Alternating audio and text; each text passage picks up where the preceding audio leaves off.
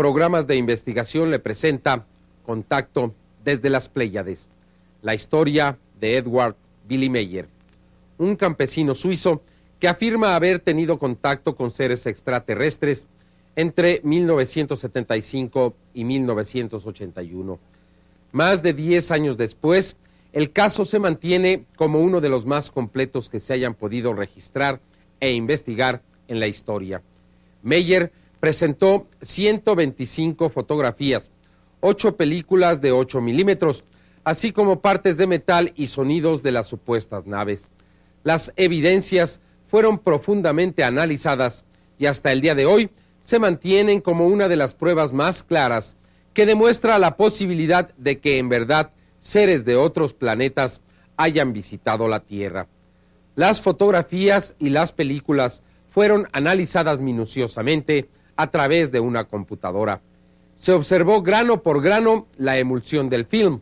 El resultado certificó que Billy MEIER había fotografiado a un objeto de más de 7 metros suspendido en el aire. El metal fue cuidadosamente analizado por algunos de los científicos más destacados de su campo. Su diagnóstico fue que este metal, la manera en que había sido fundido, no correspondía a la tecnología de la Tierra. Partes de oro, plata y aluminio unidas entre sí, pero sin fundirse. El caso de Billy MEIER, que inicialmente fue atacado por algunos investigadores del fenómeno, continúa siendo uno de los más completos y genuinos que hayan sido investigados. Algunas organizaciones que inicialmente desconocieron la validez del caso, el día de hoy lo han aceptado como un caso verídico. Este video forma parte de la colección OVNI, una colección de 12 volúmenes que presenta la historia del fenómeno OVNI desde el 24 de junio de 1947 hasta hoy. Contacto desde las Pléyades, la historia de Billy MEIER. Sin duda es una de las investigaciones más documentadas que se hayan realizado. Este video es presentado al público por primera ocasión y constituye un verdadero documento para aquellos que desean conocer la verdad alrededor de los objetos voladores no identificados. La colección OVNI, un video documento que no puede faltar en su televisión personal.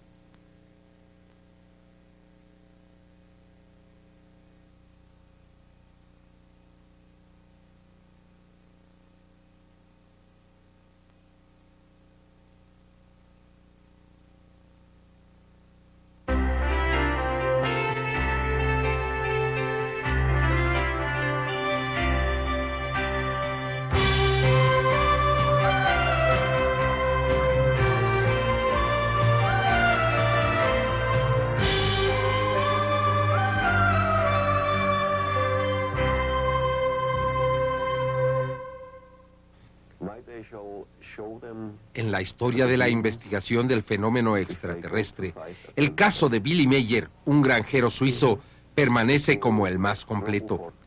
Más de 125 fotografías, 8 películas de 8 milímetros, partes de metal y grabaciones de audio demuestran la fortaleza del caso. Las advertencias y predicciones presentadas hace más de 10 años corroboran la autenticidad de la fantástica historia de Billy MEIER, como el hecho de que se abriría un hoyo en la capa de ozono y que el gas de bromo y sus derivados eran los más peligrosos.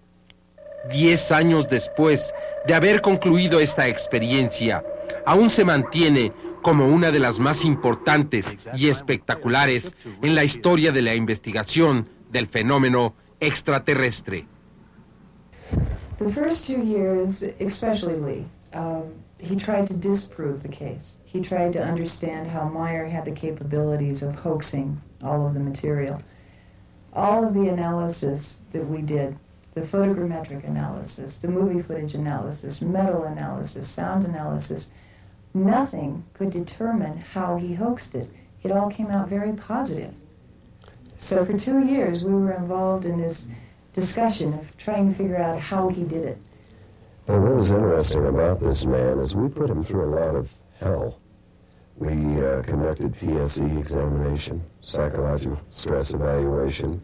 We invaded his private domain, his house. We lived there. He allowed us to interview his kids, his wife, his friends. He didn't try to stop anything. He didn't try to hinder us. And we spent a lot of time there. So we felt, gosh, this guy, he seems legitimate, but still we had to try to prove it to ourselves that this was really happening. And we had to conduct a lot of science and scientific investigations. But after 2 years, we found it was easier to believe he was having contact than trying to figure out how he's manipulating this whole story. How's he getting metal? How is he bonding metal in a strange way? How is he taking these photographs unless they're real? And plus there was 40 witnesses confirming his story. El coronel del ejército, retirado, Wendell Stevens, primer investigador que entró en contacto con Billie Meyer, nos ofrece su opinión 10 años después. También recuerda algunas de las predicciones que se hicieron a principios de los 80s y que se hicieron realidad durante la última década. El caso se mantiene. 10 years after, we are convinced that what we saw, observed, and reported at that time is exactly as we reported it. Yes, that's correct. Then you make a lot of testing after that. What happened? What were the results of that testing? Well, the results of the testing showed that the metal samples were truly exotic. To this day, we have never found a way to duplicate those pictures that Meyer took. We have never found an accomplice that helped him. We have never found any way that those pictures could be faked by suspensions, by montages, by double exposures, everything you can think of. And you have to remember that Meyer was not a photographer. He was not familiar with special effects. He wasn't even very familiar with photography. He barely knew how to load his camera. Presentamos a usted un nuevo programa en video del caso de Billie Meyer y su contacto con seres de las Pléyades. Contacto es la historia con nuevos y fascinantes detalles alrededor del caso. Detalles que eran aún desconocidos para un gran número de personas. Esta es la primera ocasión que se presenta al público en todo el mundo. Contacto, una historia real.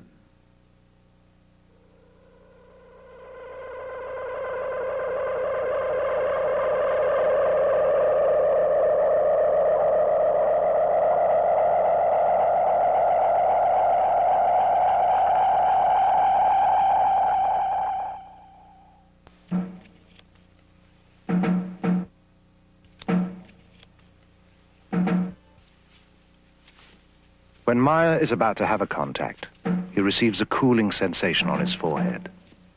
The communication is telepathic. He prepares carefully. He is usually taken aboard the beam ships, but is unable to describe their interiors very well. There are no words, he says. Apparently, they are totally unfamiliar. The gun is a precaution, due to the threats on his life.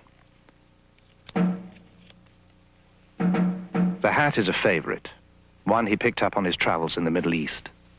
The tattoo he received during a brief stint as a sailor.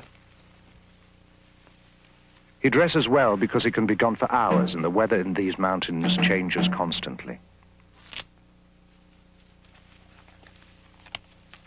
The walkie-talkie is a necessity because he is often left far from where he parked the bike and must call to be picked up.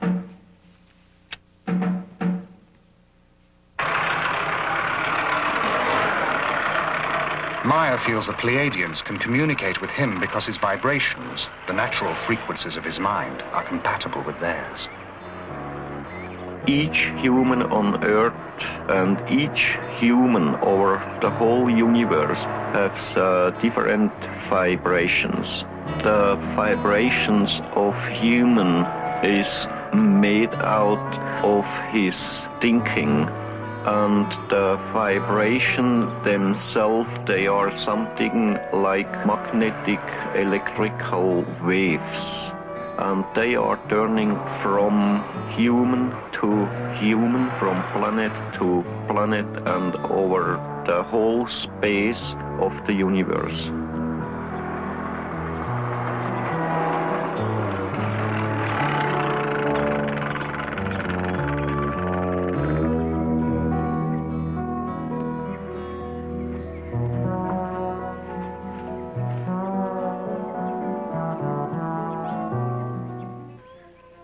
When entering your terrestrial state, we must make an adjustment in our vibrational patterns.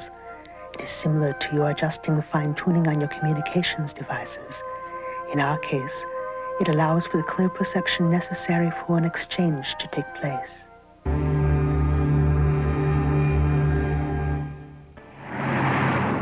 The place is Switzerland. The time, early spring, 1978. An unusual team of people makes its way to a secret rendezvous. Their goal, a tiny mountain village named Schmidrutti. Head of the team is Lee Elders.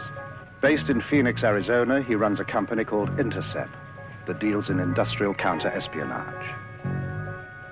Britt Elders, his wife and partner in Intercept, specializes in electronics. The third member of the team, also a partner and longtime associate, is Tom Welsh. They were brought here by Wendell Stevens, retired Air Force colonel and for over 20 years one of the world's leading UFO investigators. Their mission? To check out one of the most remarkable UFO cases ever reported. One that has been called alternately too good to be true, the hoax of the century, or the start of a new age for humankind.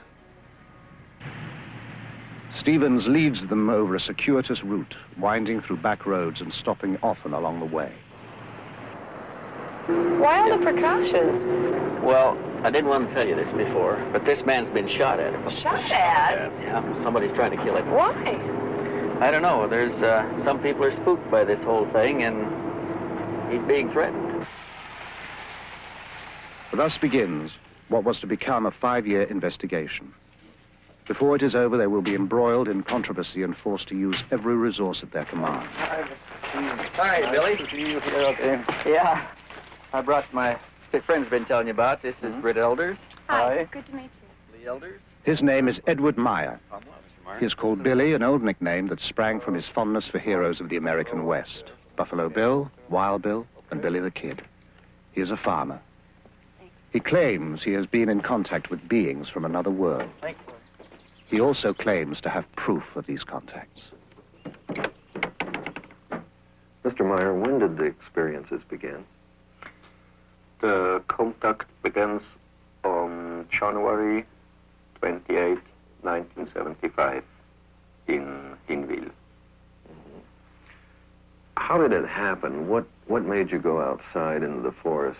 I got something like a very nice voice in my head.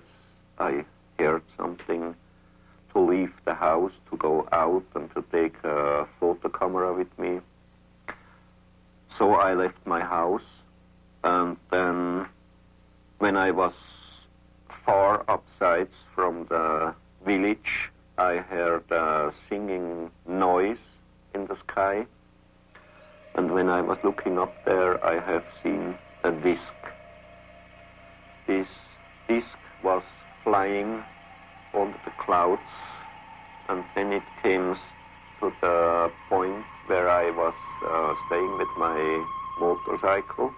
Then slowly it comes lower and lower and set it down between the white trees and the forest there behind. Meyer later photographs the impressions left by the disc's tripod landing gear. The grass has been pressed and swirled in a counterclockwise direction. Even a year later, the grass has not sprung back, but Meyer notes that the impressions swarm with insect life. Then I have seen a person who came out of the disc. Person came out? Yeah. I have seen that it is a woman. Mr. Meyer, what did they look like? She looks like a human from this earth. Like you, like I, like human beings from this earth. You call us extraterrestrials, and you attribute to us superhuman powers. But we are like you. We too are still far removed from perfection and must evolve constantly, just like yourselves. After the first words, we turned and was going to this tree here. You walked over here? Yeah. Sit down. And you sat here and talked to her? Yeah. Then we was talking here for about 1 hour or 1 hour and a quarter, something like that. Did she give you a name? What did you call her? Yeah, she told me her name is Semyase. Semyase. Yeah. Billy, what kind of feeling did you have sitting here under this tree with a woman who just landed in a spacecraft? I wasn't afraid about these things. I was afraid about the army only, because they have a station somewhere there behind the forest. But I wasn't afraid about the disc. Where do they come from, Mr. Meyer? They shall be coming from the star picture of the Pleiades. The Pleiades, a bright star cluster some 500 light years from Earth. Although the cluster consists of hundreds of stars, 7 stand out clearly to the naked eye. The Greeks call them the nymphs of heaven. We call them the 7 sisters. What was going through your mind? What did you want to talk about? You see, my head was full of questions, but the most of the time she was telling me, and I hadn't many chances to ask her something. Several times we have tried to establish contact with Earth humans, but usually those selected were not willing. They were afraid others would consider them liars, mad, or would try to destroy them. You see, the first she told me I shall get the most best pictures of UFOs, what's ever happened on Earth. The second thing, I shall go out to tell the truth to the human on Earth, why they are coming to here, what reason they have, that they are coming to Earth not to harm us, not to make war, not to bring peace. Why are they interested in us, a society thousands of years behind them in technological development? According to Meyer, we share common ancestors. Their forefathers were our forefathers. We are, in a sense, family. This is the place, Bergerumlikon, where I took that picture. Show us how you took the picture, Billy. Oh. Meyer takes the team to other contact sites and demonstrates how he operates his cameras. I have here a small wheel to turn the film, and I can get the picture. You see, on this way I put on my camera. Yeah. We're taking movies, right? Yeah. With a film camera on a tripod, Meyer can shoot stills with his 35mm camera at the same time. And then I can start to film. Here I got the movie when was the ship hanging there up, and when it after was jumping. By jumping, Meyer means the ship disappears and reappears. From that out, I always got the electrical hit. By electrical hit, Meyer means an electric shock. He also noted a light shift at each event. On this place I had one... Meyer takes the investigators to over a dozen sites, describing the craft, which he calls beam ships, and relating the information he says the Pleiadians gave him. You see here, you see there the road, and on the middle of the distance to the road was the ship hanging in the air and bubbling in a very strong wind.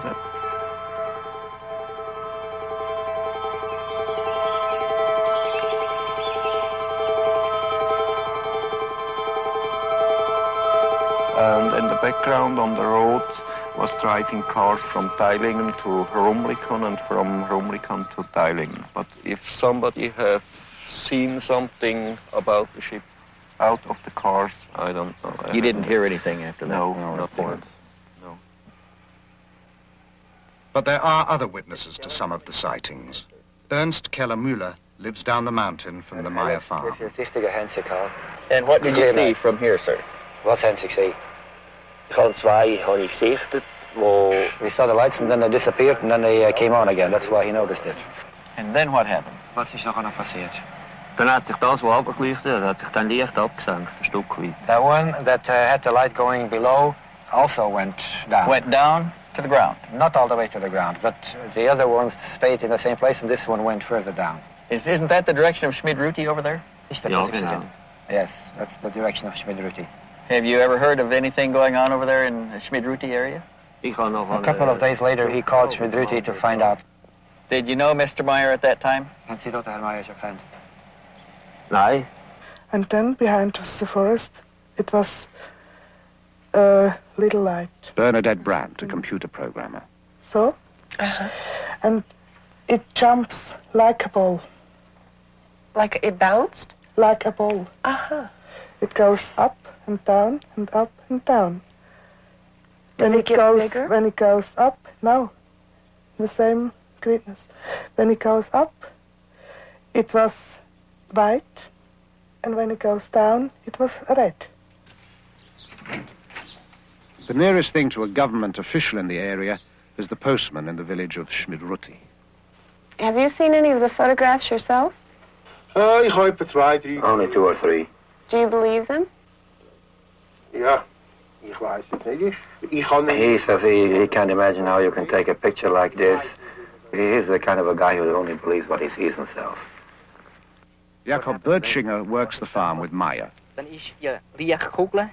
Okay, he saw the light ball going away from here, but then it stood still, that ball of light, and changed direction, came directly towards him with an unbelievable speed. My name is Elsie Moser. I'm living in Niederglatt. I am a school teacher. The first time when I saw it, it was up here. I saw it with about 7 other people. Were you frightened? No, not at all. I was thinking, oh, well, okay, now I have seen one. Guido Moosbrugger is not a neighbor. He lives about 2 hours away in Austria. He heard about the Meyer experiences and came to see for himself. Have you ever had any experience with Billy in connection with these things that are going on here? Yes, I have seen a few demonstrations myself, especially at night, and was present at the landing site during one landing, and I saw other things. A lot of things happened in those 6 years. You have seen things with your own eyes. Did you ever photograph anything? I was allowed 2 times to photograph at night. As we sat inside the car, we saw all of a sudden to the north, above the meadow, out of nowhere, a fire-red disc, about as large as a headlight. And then what happened? And then it suddenly disappeared.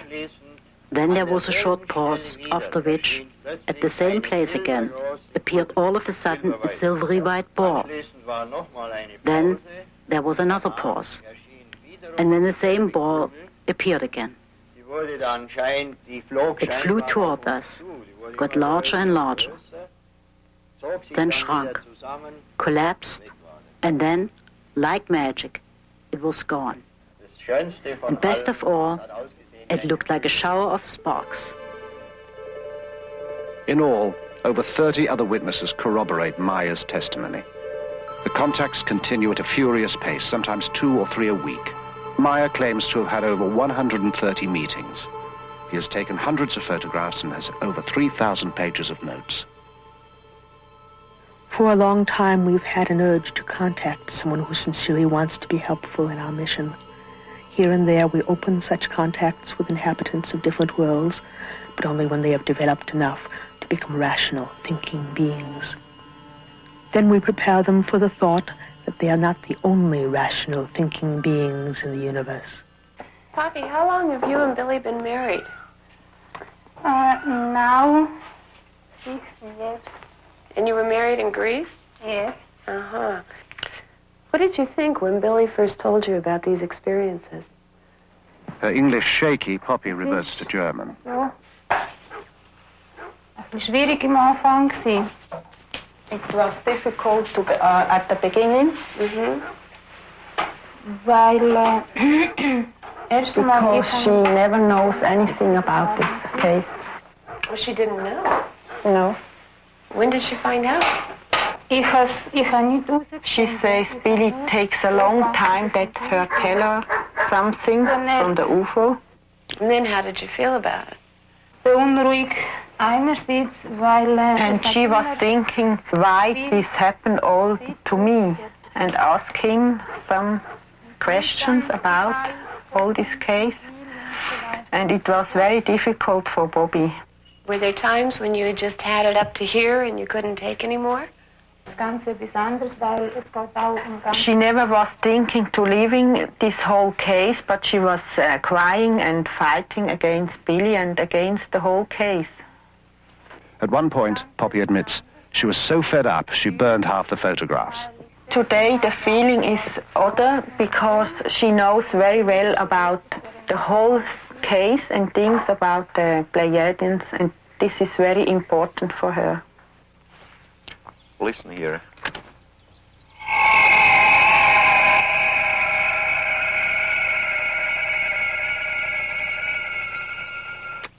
Wow, you recorded that here?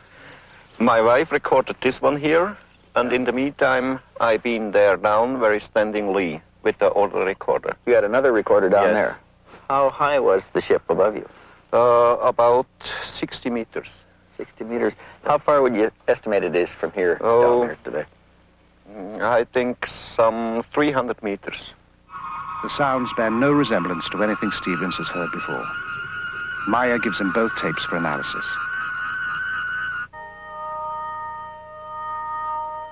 How do they contact you, Billie? How do you know to go out and meet them? Yeah, that's a simple way. If I hear the order in my head to go to a contact, then I leave the house or just the place where I stay at the moment, and then they will guide me to the place where they pick up me. You say they're advanced technologically. How far ahead of us advanced are they? They are about 3,500 years in their experiences about technology. They study us because we represent an earlier stage of their own evolution. They made a very interesting observation at one point. They said that if we could now concentrate Earth's energies and resources, we could achieve all that they can do now in about 300 years of our time. Yeah.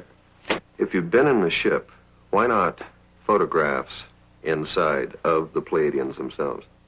It's impossible to make it because there are powers inside, they always break the film. He's taken a number of rolls of film, and when they're developed, they're usually black. If they've got anything, it's wavy lines through it. So you're So talking about... I lose it so hundred of films. Why are they here now, and what do they want? You see, they don't come here to harm us. They don't come to start trouble here or war or to overtake the earth in their ruling. They just see us here as their little brothers or something like that. And they want to bring the real teaching of the natural life and of the spiritual belonging, spiritual teaching, spiritual life, and all this. But they must want something from us. They just want nothing. Nothing. You see, for the human on Earth, it's impossible to believe this, but that's really the truth. They just want nothing from the humans on Earth. The session goes on for hours. To every question, Meyer has an answer. The investigators are unable to shake him or to find flaws in his story.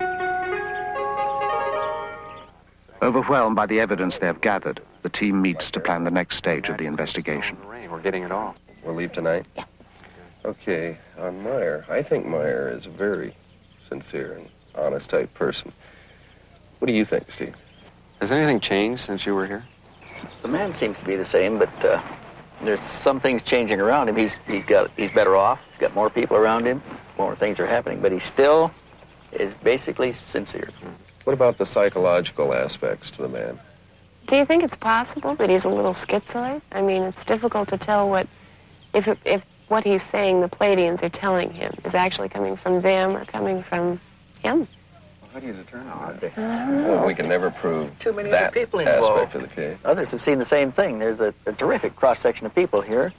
You've got a school teacher, you've got a commercial pilot, you've got a businessman, you've got a CPA, They're as good as any average cross-section of society we've got. And they all tested him themselves to their own satisfaction before they ever got this far. Well, I think we ought to go back and throw the book at this one. Everything we can, top technology we can get involved. And I think we ought to let the chips fall where we may and just see what we find. We're going to run down and say goodbye to Meyer, and we'll tell him goodbye for you. Give him my best. Okay. I'll see you later.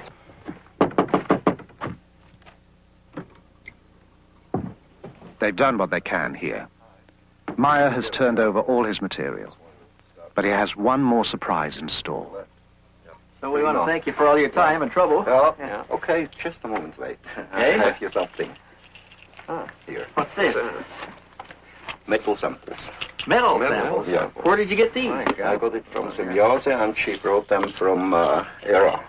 Are they extraterrestrial? Yeah. Metal samples. The kind of hard evidence Stevens had hoped for.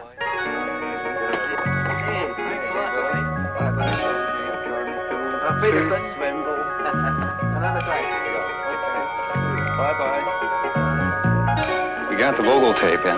Great. Back in Phoenix, the investigators begin to sort out the massive material Meyer gave them.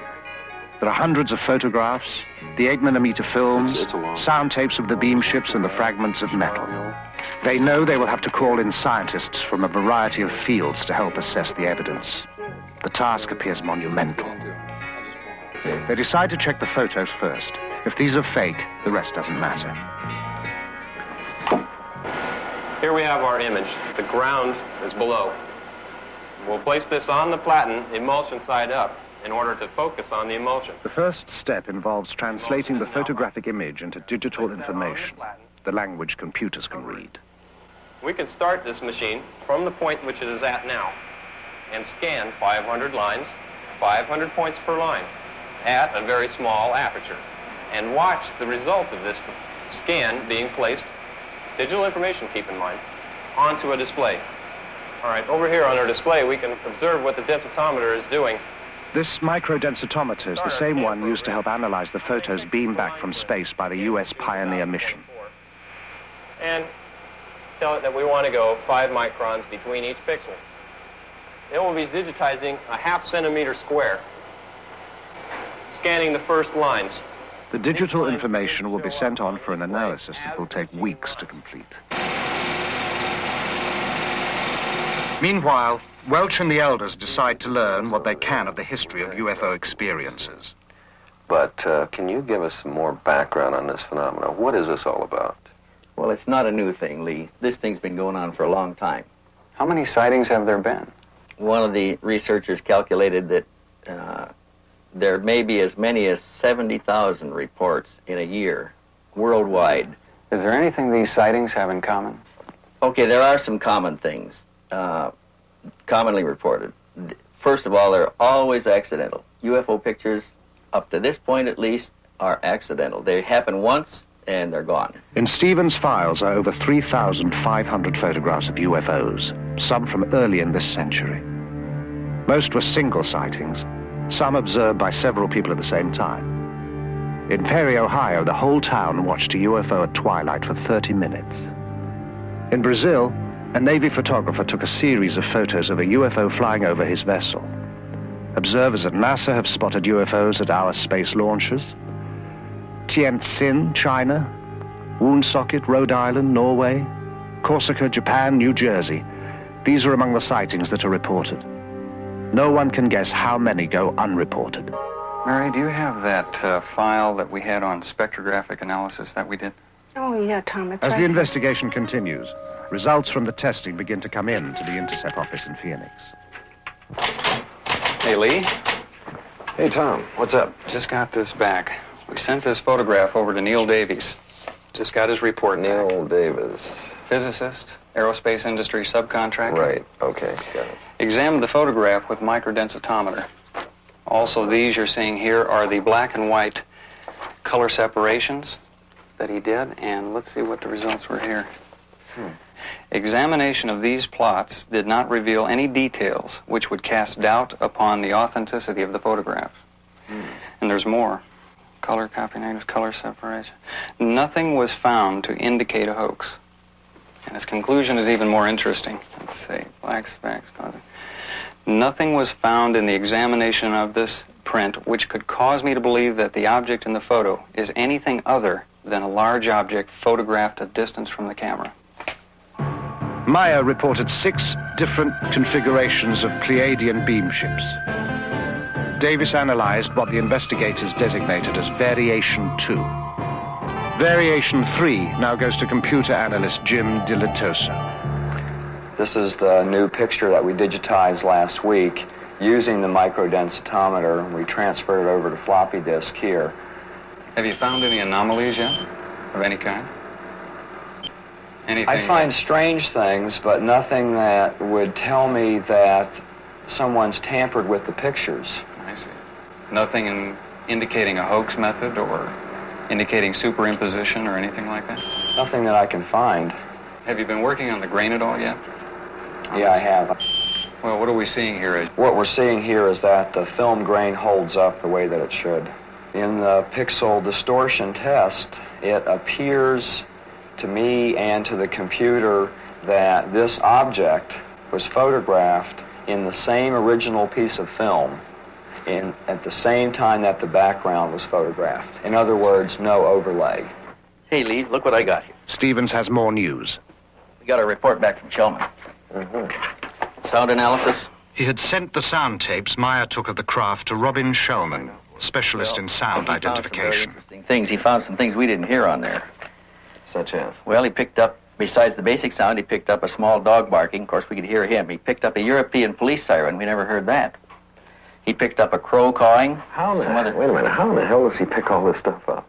How does he determine the sound? They've got a sound bank back there that they match sounds in. They can identify known sounds.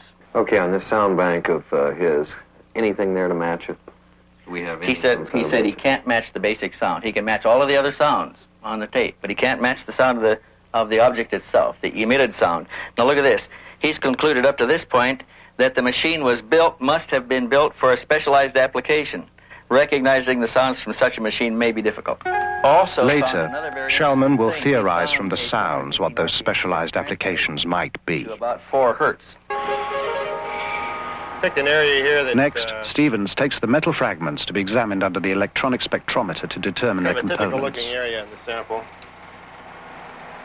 Preliminary examination of the metal has been done in Switzerland.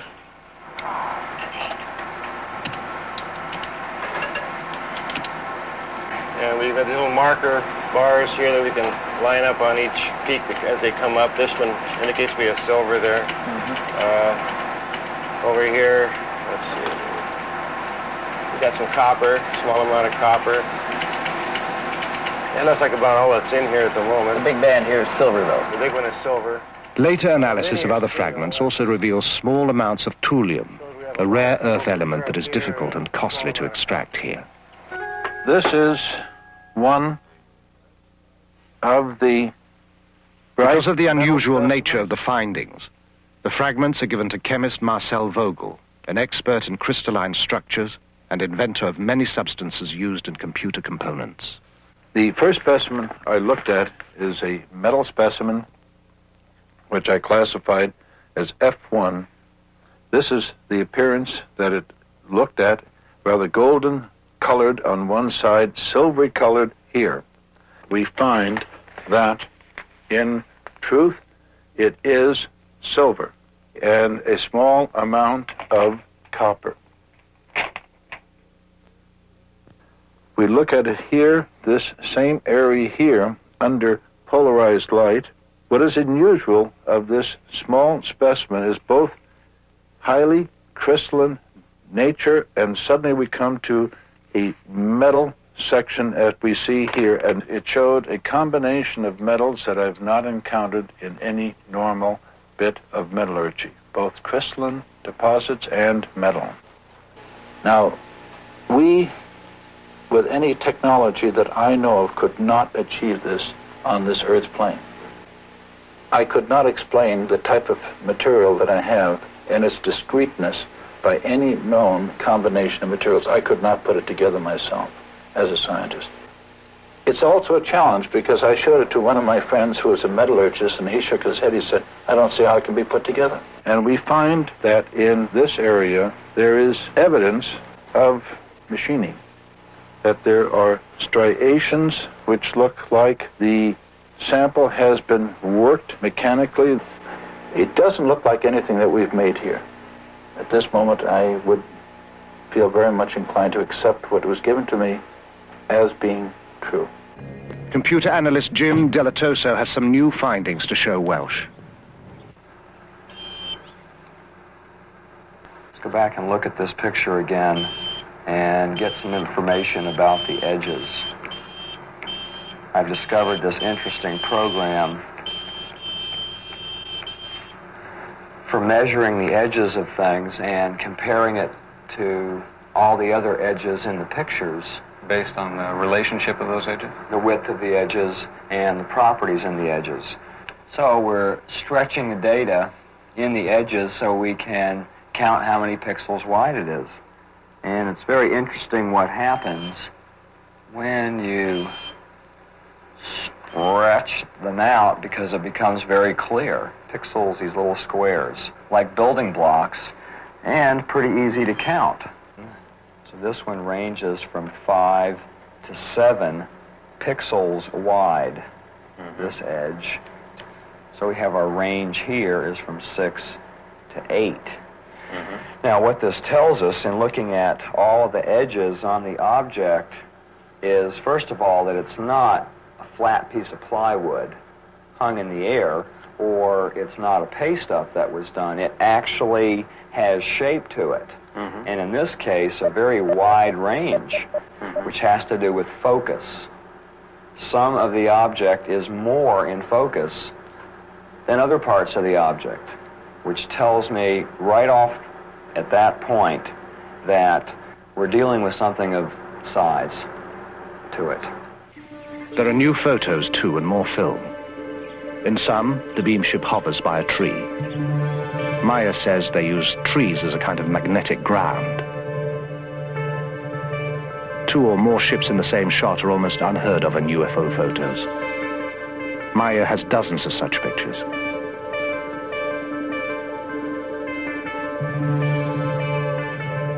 Ships below a horizon line, such as a hill, are even rarer. In this photo, a Variation 2 ship controls a smaller unmanned drone ship, designated as Variation 5. In one demonstration, a Variation 3 ship exhibits a behavior Stevens has seen before. We have often reported a nipping flight. We also have a wobbling flight, where it wobbles around a vertical axis. The bobbing effect, Meyer explains, is due to the ship riding the waves of the Earth's magnetic field, much as a boat on the ocean. What size is that ship, Billy? They told me it's 7 meters. One of the most frequent spots for the contacts is Obersadeleg, a wide valley just 10 minutes from the farm at Schmidruti. Here, Meyer took one of his most spectacular series of photographs. Between both roads.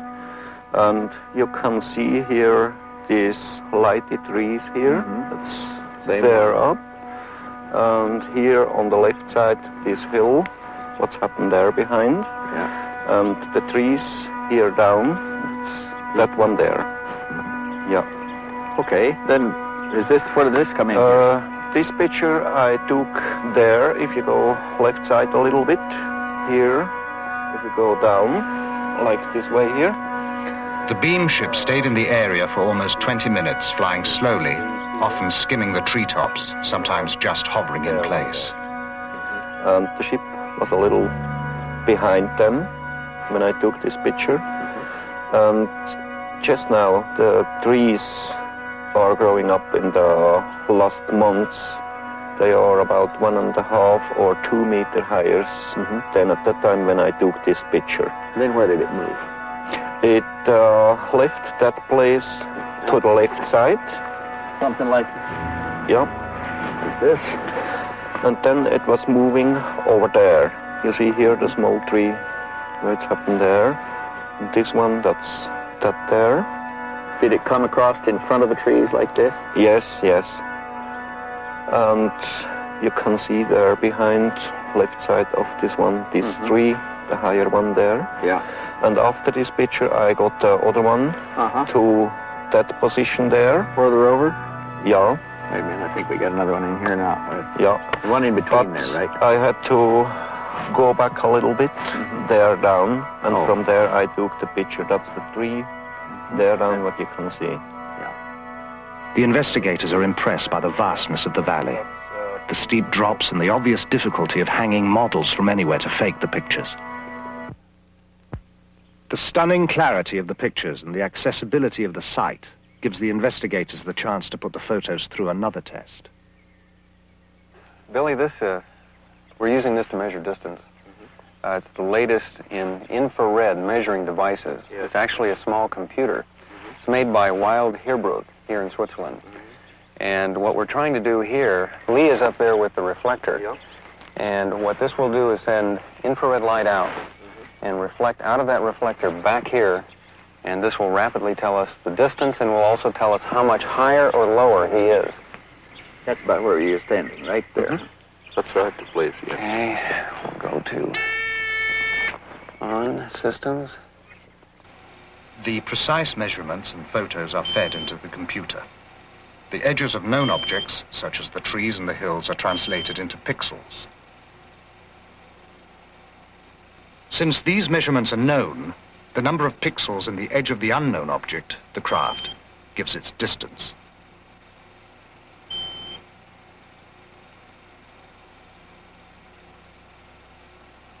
The beam ship is determined to be just where Meyer said it was.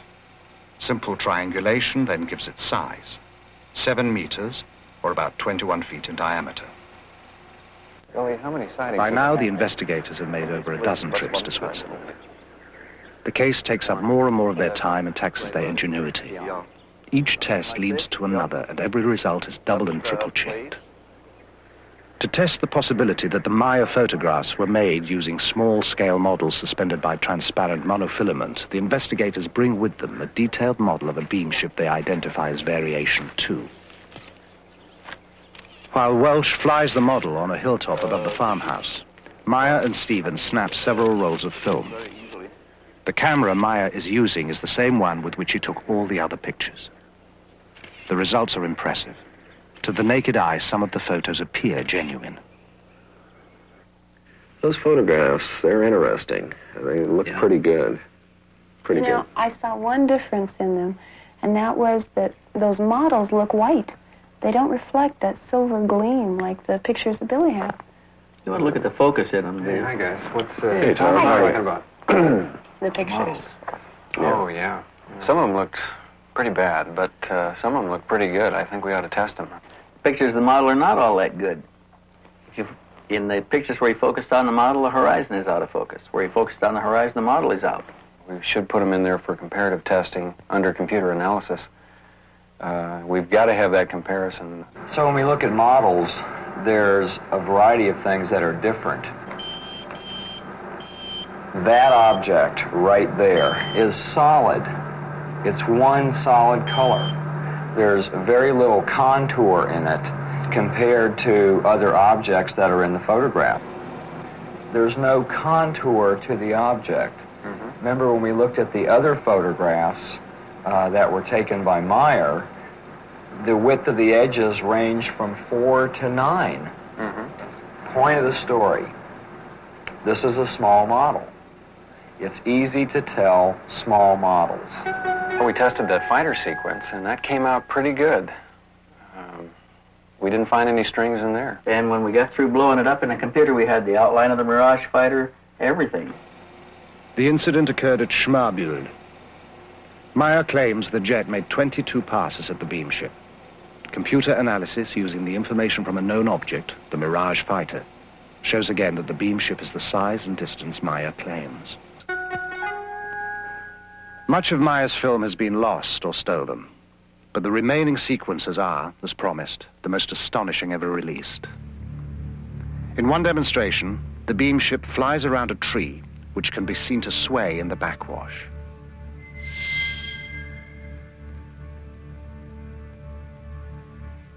Once again, in slow motion.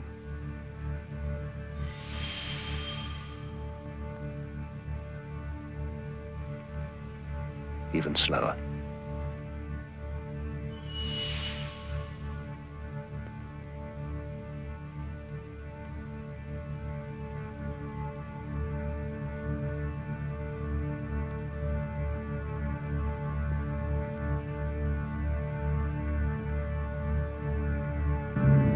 Later, Semyasi brings a new beam ship to pose for Meier's cameras, a variation quite unlike anything he has seen before.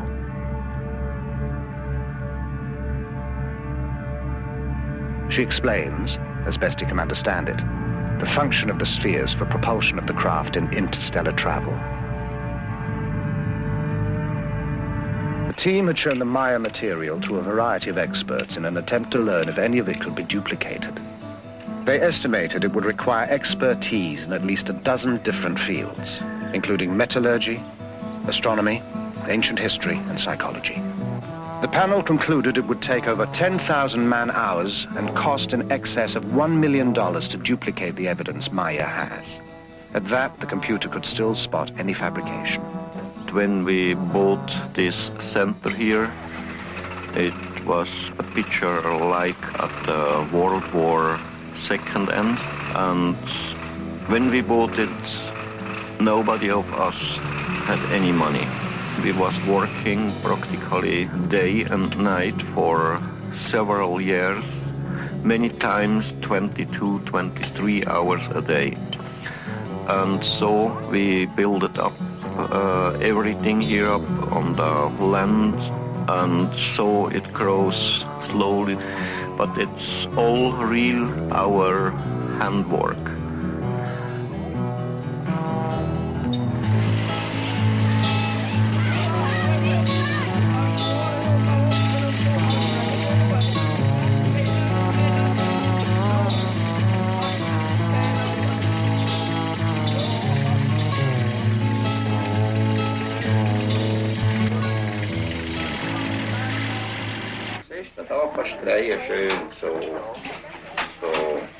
While the contacts continue, life on the farm proceeds at an even more hectic pace. To help free Meyer, volunteers take on a lot of the routine work. But their very presence, their questions, even their enthusiasm create as much strain as they relieve.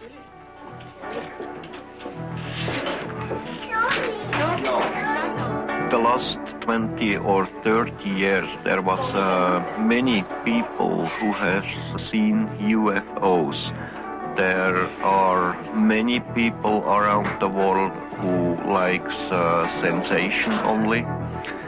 Other one who are doing hoax to get money, maybe to get a name. But there are really many contacts and many people who have seen UFOs. Between his work for the Pleiadians and the demand for his attention on the farm, Meyer finds little respite. For moments of precious solitude, he retreats to the land he knows. Above everything stands one force alone. We call it the creation. It regulates the laws over all, the life and death of everything in the universe, because it is everything in the universe. Real spirituality comes from the understanding of the laws of nature, the natural working of cause and effect, each contributing to and sharing with all. When you indulge in ritual and ceremony, real spirit pines away until it is gone. A spiritually developed being acknowledges creation in all things, from the largest to the smallest. Following this way, fears and doubts vanish like rain before the sun. The story is by now a sensation in the European press. Every major magazine features Meyer and his photos. Television coverage from as far away as Japan spreads the message to a public hungry for even more information.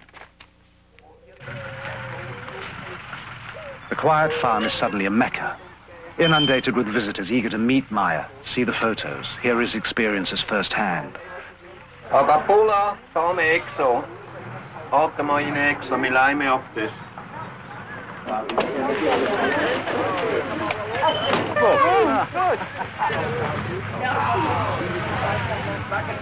But Meyer cannot refuse anyone. It is the promise he made to Semjase.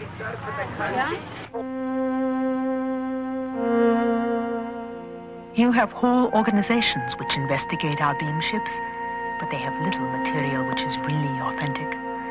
However, the authorities already know much about our existence, but they continue to deny the fact of our existence, or even the fact of their research. They want only to rule the cosmos, but they are not even able to create on Earth peace among themselves.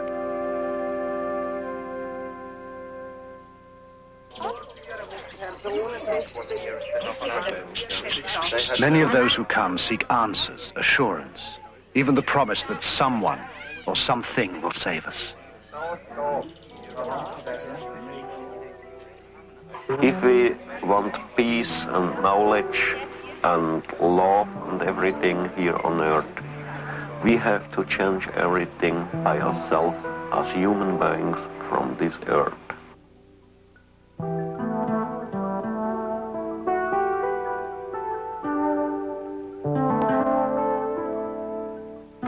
And you are... Despite a severe language barrier on both sides, Britt Elders has grown close to the Meyer children. And Gilgamesh Meyer. Yes. Could you ask Atlantis for me if he's had any discussions with his friends in school about what has happened with the experiences? Mama, yeah, and sometimes. And then was haben sie gesagt? They said always it's not true what he said. And Methuselah, has he talked to any of his friends? Und hast du mit deinen Mitschülern geredet? Oh ja. Und was haben sie gesagt? Sie haben immer gesagt, UFO Meyer. He said they make jokes with him and said to him, UFO Meyer like this.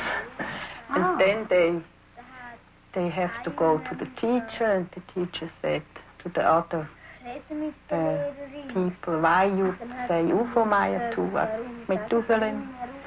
And so they are quiet now. Would you ask them for me if they wished that their father had never had these experiences? Atlantis say on one side yes, and the other side no. Why the one side yes? When die UFO jetzt... If Billy don't have seen this UFO, people don't come to us, and not so much fun for him. Not so much fun for him. It is especially hard on the children. With the publicity, security measures have tightened up. The children are taken to and from school, their activities around the farm restricted. Most vestiges of a normal life have disappeared. But when a threat does appear, it is not from assassins or kidnappers, but a wholly unexpected source. One night, the household is awakened by a brilliant light that bathes the whole area in an eerie glow. Meyer, disturbed because he has had no telepathic indications, grabs his gun and his camera. The light changes shape and intensity. It moves out over the valley, illuminating the valley floor, rising and falling until dawn, then disappears. At his next contact, Meyer asks Semjase about the phenomenon. She has no explanation. The Pleiadians do not know what the strange lights could have been.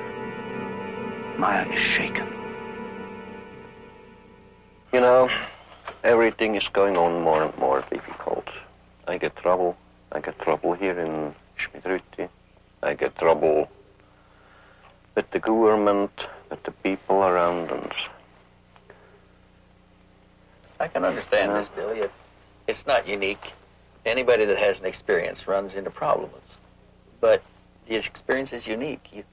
You've got to keep going here. That's true. But, you know, there come some people here from the morning to the evening. Too many of them. All of them want to talk with me. I get trouble with them because I say no. There is some other people who likes to kill me, who likes to kidnap the children. I know it's got to be very hard on you, Billy, but we've got to go on. Yeah, that's to say very easy for you, Now, but not for me. I put a lot of time in this. We've taken your pictures back, we've tested them, we've tested the metal, we've tested the sounds. They all test good. You've got the best evidence that we have in any case, and I've been at this for 20 years. Yeah. And we can't stop. And what you find out, all of it? Is it not true, or is it... Well, we're finding evidence that tends to support the case. It looks like it's really happening. Now, you have your own truth, and you know what's happening, but we've got to demonstrate this to ourselves and to the rest of the people. Please give it some serious thought. I need you. Yeah, that's true, but just now I don't know what I shall do, you know. I'm down, my nerves are playing crazy. My mind slowly is turning over. I have to think over about it. Please give it some serious thought, Billy. We can't stop now. We don't have any other way to go. So I think the world needs to know. I think you feel the world needs to know, but you just don't want to be the one. Somebody has to be. I know, but I have to think over about it. I don't know. Just now, I don't know. For myself, I don't worry. I know the people over all the world calls me sometimes foolish, but too there is some other people who is thinking a little bit. There is other people who is thinking much, and then I don't worry if some of them calls me foolish or mad. Then I think it's very necessary to fulfill my mission, and I don't care about my health, I don't care about my life. If I have to lose my health or my life in fulfilling of my mission, then I have it to do.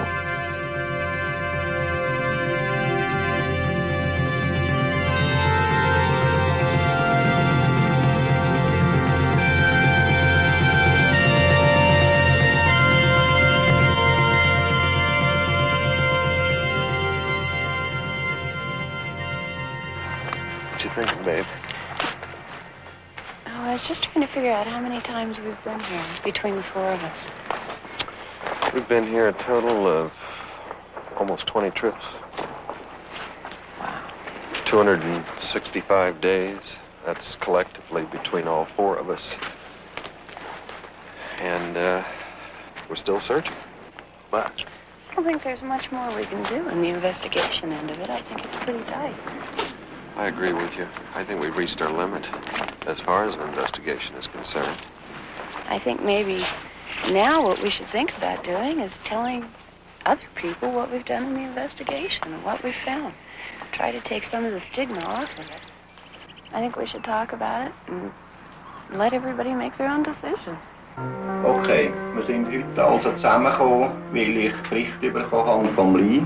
The investigators are anxious to release their findings. Meyer realizes this will expose the group at the farm to even greater pressures. He puts the issue to them, emphasizing that with wider publicity they can expect even further disruptions in their lives. But the others too feel it is time. They will do what they can.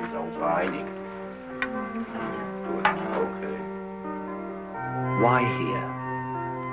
Why in this tiny, quiet, ordered country known till now for clocks and cheese? A banking center, aggressively neutral, a winter and summer resort. Nothing about Switzerland seems to indicate the choice. Except Meyer is here.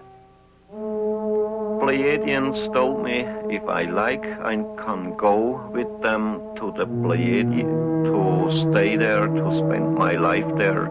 But the Earth, it's a very lovely and nice planet, and the humans here on Earth, they are not better and not better than on another planet.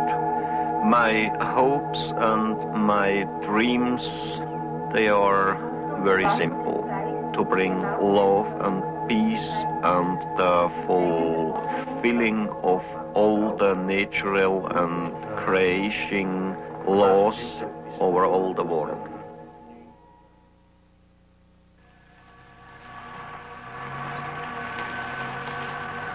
We are not superior beings, nor are we missionaries.